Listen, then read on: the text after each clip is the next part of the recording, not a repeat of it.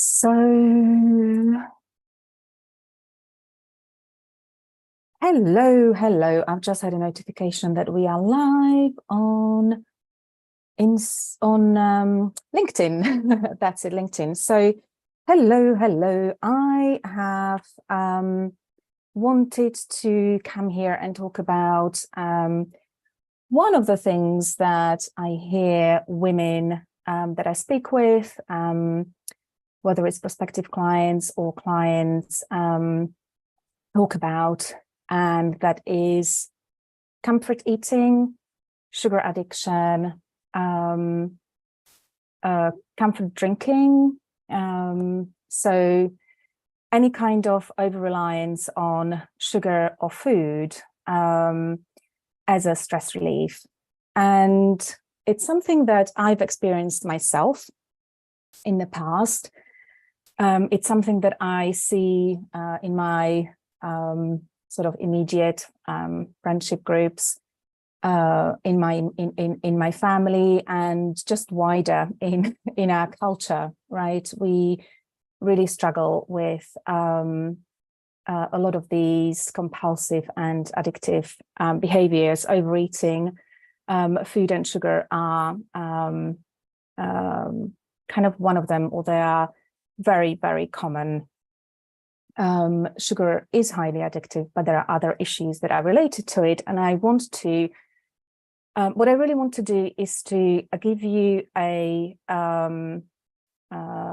new way of looking at it, because the way we try and solve these problems isn't really effective, and there is a reason for it.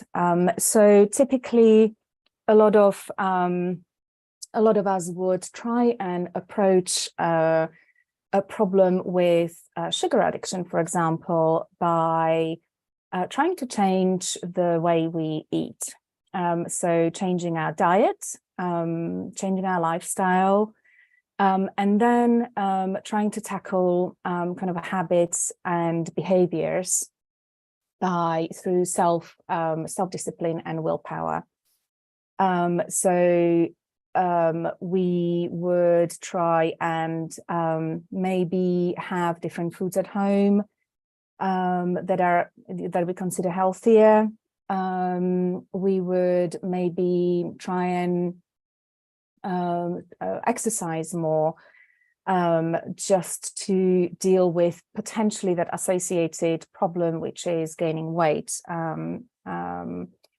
which a lot of women also struggle with, and in particular around the waistline, in fact, men as well. But I'm talking more specifically about women here. This is also relevant to men, by the way, but women, especially when we approach that midlife, that weight around the belly can grow to our frustration. And so there are sort of these cognitive ways that we try to make those changes, and lifestyle and dietary changes. Now, from my experience of doing this work, these are very limited, and the reason is that they don't really address the problem. So the problem isn't the sugar, the problem isn't the food, the problem isn't the caffeine. The problem is the underlying stress in the system, and I'll get to that in a moment. But it is so it's this any kind of compulsive or addictive behavior, which is what overeating or comfort eating really is. I mean, comfort in itself it's the term that we use, but that's exactly what it is. We're looking for some comfort. We're looking for some kind of relief from the stress and tension that we are perceiving in our mind. So, and I'll get to that in a moment, because the stress isn't in our mind, it's actually in the body and in the nervous system. And what I want to start by saying is that your self-discipline and your willpower aren't the problem, because And if that was the way to solve this, then you would have done it by now, because you are smart, you are savvy, you are intelligent, you have great problem-solving skills, you are highly capable. And yet, when it comes to having control over certain things, which, you know, whatever it is that you do in order to cope, then you would have already done it. So clearly, it's not the issue of you not having, not having enough willpower or not being disciplined enough. So the actual problem of overeating is not your thinking brain issue. It's the issue of the stress. And so let me talk a little bit about that, because there is also a lot of misconceptions about stress. I'm going to do a separate video just specifically dedicated to understanding what stress is, what is healthy stress, and what is unhealthy stress, so that we are starting to understand what it is that we're experiencing, which is really important in order for us to know what we are tackling. So here, because this is relevant to our compulsive and addictive behaviors, I want to mention it briefly, that the stress that we are soothing, because isn't in a situation. So, and I think sometimes you may experience this, that you feel like, well, there isn't anything really stressing me out, and yet I am, I don't know, reaching for that chocolate, or maybe you are feeling really stressed and overwhelmed with everyday life. And again, it isn't the particular situation, the particular challenge that you're under, or a project at work. Well, that may well be stressing you out, but it isn't a life and death situation, which is what your nervous system is perceiving it to be. And so what's really going on there is that there is accumulated stress in your body, in your system, and which leaves very little room for you to then cope with and handle everyday stressors, because that's what life is, right? We are faced with daily things that we have to do, and then unpredictable events, and things for which we require resilience. So your reactivity to these events really comes from stress, but it's a chronic stress in the system. It's accumulated stress. It is also sometimes called hidden stress, because it is the stress that we don't see. It really is in the deeper parts of our body, and it is. Calling it stress is also quite misleading. What it is actually a dysregulated nervous system. So there is, what this means is that your nervous system isn't responding to stressful stimuli in a healthy way. And part of that is that you are not responding to that situation in the present moment, but your nervous system is reacting from the patterning that we get very, very early on in life. This is in our preverbal age. Some of it is formed in the first 6 weeks of our life when we're born. Well, actually, it goes even to utero, how we develop in uterus, and we can go even further down to transgenerational stress and trauma transfer. But we get that well before we have a choice over deciding how we are coping with particular situations. And that kind of patterning of our stress response in our nervous system goes with us into life and into adulthood. And this is why sometimes we feel like we're not really being ourselves, or that we are surprised. Why can't I, I have so much capability. Why can't I just overcome, this particular thing? Why am I so, we are harsh on ourselves. Why am I so weak in this situation? Why can't I stop eating sugar? Why can't I stop overeating? That's not helpful, but it's as soon as we start to understand what's really going on, we start to have a sense of relief that there isn't anything wrong with you. It is literally how we evolve and how our physiology evolves. And we can change that. This is the great news, that we can change that and we can repattern our nervous system. So that our nervous system is able to, and then we are able to respond to the situations in the present moment with being present with what is going on, rather than that reactivity. But for that, we have to discharge and complete that stress response, that fight or flight, that sympathetic activation in our system, in order to gain a balance, a regulation in our nervous system, and then so that we can then grow that window of tolerance, which when it's narrow, we are quite rigid, and we don't have that flexibility in our system, which is why we then, something small happens and we get triggered, and there we are in that chocolate or biscuit cupboard. Now, what I also want to mention before I wrap this up, and then give you an offer at the end, is that sugar in itself isn't the problem. Caffeine in itself isn't the problem. I don't want to say the same about alcohol, but even alcohol in itself is not the problem.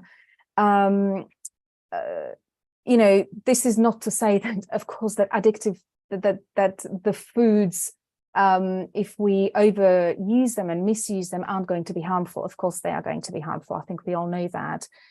But food in itself is less important. So changing your diet is less important, or at least it's secondary to how your nervous system is functioning, because you can be eating the healthiest diet on the planet, but when you have a dysregulated nervous system, or have dysregulation on some level in your nervous system, then your body isn't going to be absorbing the nutrients that you are consuming.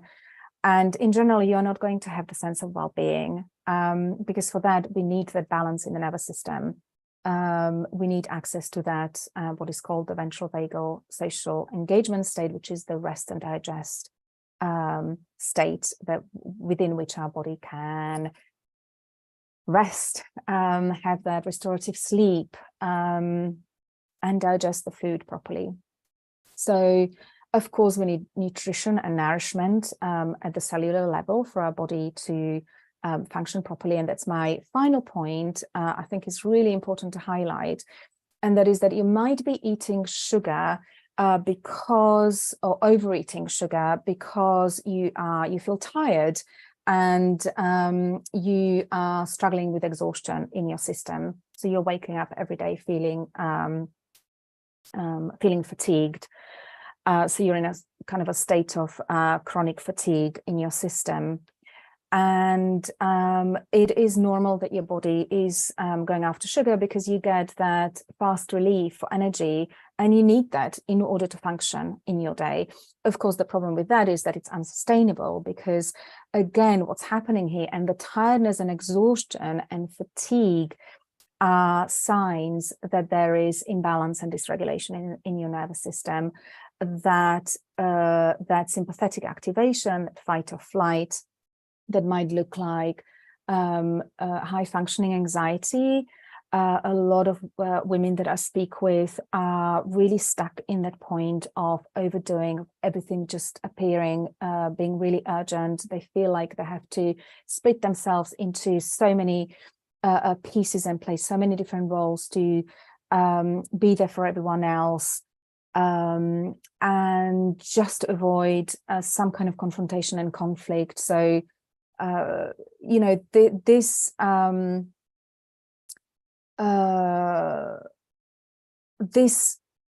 is what's happening in the system is when you're stuck in that, is that it requires a lot of energy. So you are going to be fatigued when your nervous system is kind of stuck in that point, and the only time you get some relief is by collapsing into the state of shutdown and dissociation. So and this is where we get the energy crashes, where, you know, you're kind of hyper, really wired, and then you are crashed. So again, there is a lack of healthy flow in there, which our energy production in the body really depends on. So, and it really is depleting. So it depletes your, you know, depletes you of minerals, depletes you of vitamins in the body. So that's where we would definitely use sort of rebalancing of the nutrients in the body in a targeted way.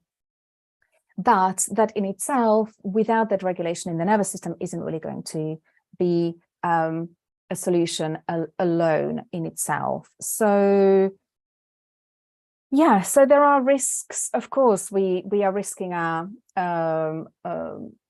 we're risking chronic health problems if this perpetuates. So it is something that, and everybody wants to resolve this. I think you might just be feeling really frustrated that you are stuck in that perpetual cycle of stress and overeating. You may be aware that it's a stress thing. You may not be aware that it's a stress thing, and that's okay. It's something that, you know, you can learn about and get educated about how your system is working. And in fact, this is something that I teach in my program, which is really my final point.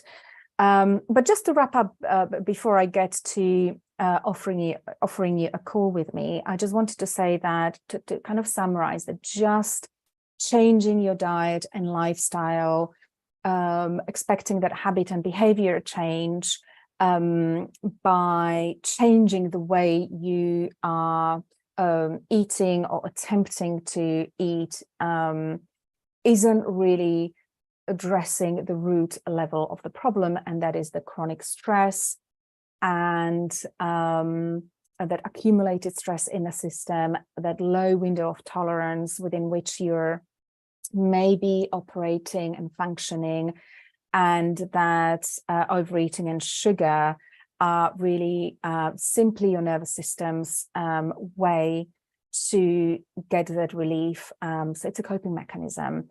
And, you know, there are different coping mechanisms. Some of them are really harmful. They're called low-level coping mechanisms. So you'll have things like class A drugs, heavy alcohol consumption that is really harmful, but it is also a way for us to get for people to get a stress relief. They may not be aware of that because we are not yet educated on what trauma and chronic stress really means in our system. Then there are high-level coping mechanisms, and you know, there'll be people will really try to move away from, say, drinking and overeating and move into the high-level coping mechanisms, and that is a healthy diet. And suddenly they, you know, there is this obsession about exercising a lot. And even if that in itself, of course, that is, you know, arguably better for you or less, I would say, less harmful than the low coping mechanisms, but it still isn't addressing the root of the problem, and that is that potentially low capacity in the system to self-regulate, to co-regulate, and to flow from stress to rest and relaxation, and have that rock solid resilience for life in general. So so the solution is nervous system regulation. That is really the solution. that tackles, that addresses the root level. And then the things that we want to change, that the habits, the lifestyle, the way we eat, you know, how we exercise, or just doing these things actually happens effortlessly, and it happens with ease, because we are no longer in that resistance with ourselves. So, and the weight comes off, because excess weight is also a nervous system being in the survival state of dorsal vagal shutdown, in fact, where your body is just holding on to onto energy through the fat storage, because it's perceiving that there will be famine, so you won't be eating, which isn't true, of course, and that's all happening in the body without your conscious awareness. So that weight comes off as well. So this is really a very efficient way of addressing these problems. And I am opening, my program is now enrolling. I think I announced it on Monday, from stress to self-trust, for women. I've got 10 spaces. I'm opening up 10 spaces, and we are starting the week of 6th of March. So if you'd like to know more, this is one of the issues that women go into it with. And if you want to know more, then send me a private message, or you can book a short introductory call, where we can just chat for 15 minutes initially, in the link below. So I shall post that in the respective video below, or yeah, and then we can connect and have a conversation about this. I'm really curious what's resonated with you, what's grabbed your attention, how is this resonating, sounding for you? So if you have any questions, do pop them in the comments below, or you can contact me privately through the LinkedIn Messenger or Facebook. And I will see you soon, hopefully with another type of topic where we kind of deconstruct it and get to the root level of how you can truly resolve your problems and stop being stuck in this perpetual cycle of having to fight yourself, and that's really not helpful. So yeah, so see you soon. Take care and have a wonderful day. Bye for now.